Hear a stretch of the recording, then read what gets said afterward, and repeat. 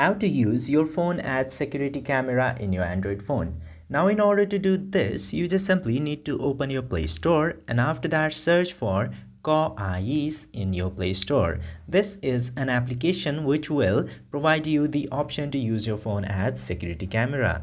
Just simply open the app after downloading it, and after that tap to next button in the welcome page, then again tap to start.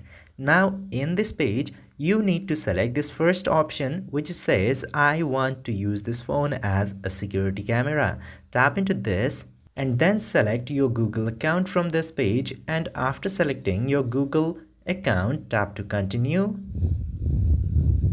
and then tap to continue again and tap to continue once again. Now you need to allow the required permissions. Now it asks you for the camera permissions at very first, and after that you just simply need to optimize the battery usage if you want, otherwise you can deny that.